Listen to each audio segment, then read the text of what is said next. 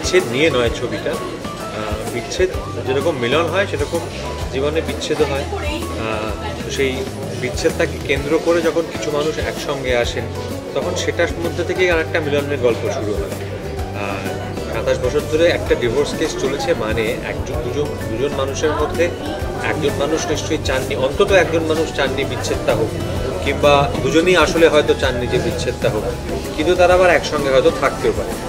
সেইটাকে কেন্দ্র করে কিছু মানুষের দেখা সাক্ষাৎ হওয়া এবং একবার ফিরে দেখা। 27টা বছর তো একটা জীবন প্রায় বলা যেতে পারে।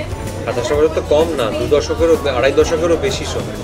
তো সেটা ধরে চলতে থাকা দুজন মানুষকে ছাড়তে চাইনি, মানে তাদের মধ্যে এখনো ভালোবাসাটা রয়ে গেছে, তাই জন্য না ছাড়তে চাইনি কোথাও একটা, শুধু তো আর আইনি জটিলতার জন্য নয়। তো আমার মনে হয় শ্রীমান ভার্সেস শ্রীমতী ব্রডলি স্পিকিং সেই গল্পটাই বলতে চায় যে আসলে বিচ্ছেদ আমরা অনেক কারণে করি, আমরা অনেক কারণে একে অপরের সঙ্গে থাকতে পারি না, কিন্তু ভালোবাসাটা থেকে যায়। আনন্দের থেকে বরাবরই আমি টেনশনে বেশিই থাকি আর কি, যখন ট্রেলার বা ছবি রিলিজ হয় মানুষের ফিডব্যাকের অপেক্ষায় থাকি।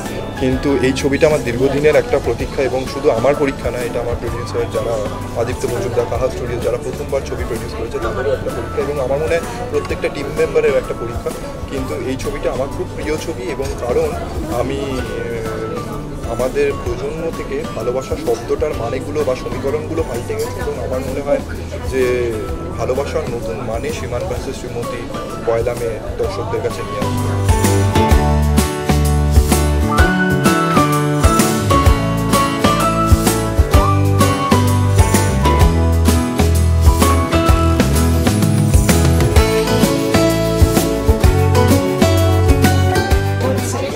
আমার মনে হয় যে এটা সবসময় ছিল, আগে কি আর মানুষ ডিভোর্স করতো না?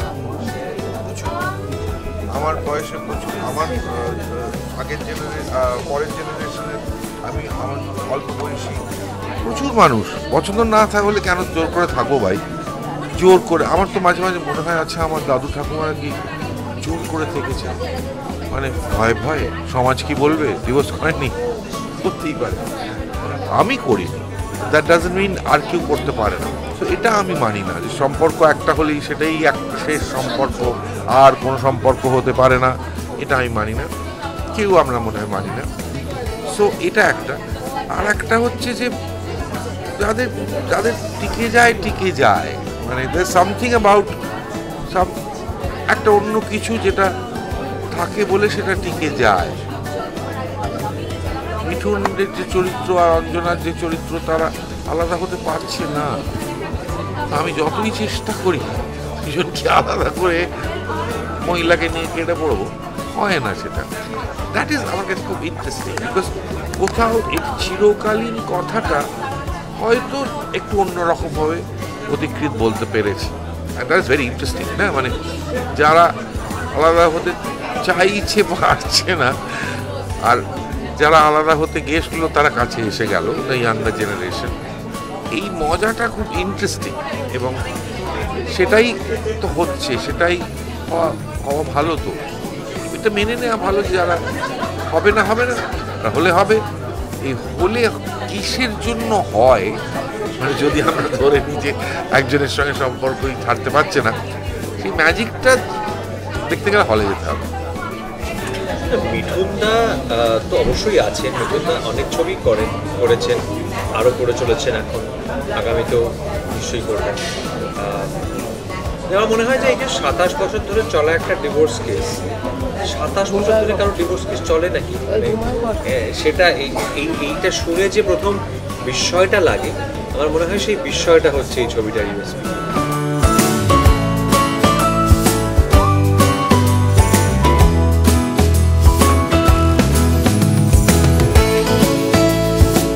দেখো, এটা এরকম কিছু নয় বিরাট যে একেবারে মানে কি বলবো পাথ ব্রেকিং কোনো ক্যারেক্টার, সেরকমটা বলতে পারবো না।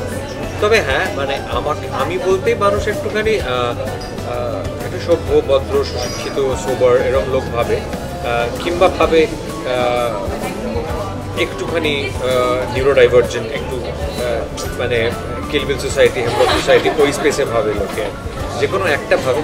এই ক্ষেত্রে এই ছেলেটি খুব সাধারণ একটা ছেলে, এই ছেলেটা খুব সাধারণ, ইমোশনাল, স্পন্টেনিয়াস এবং একটু জেদি একটি ছেলে আর কি। তো এরকম নয় যে এটার মধ্যে মানে এর এর এর 6টা হাত 5টা পা এরকম নয়, কিন্তু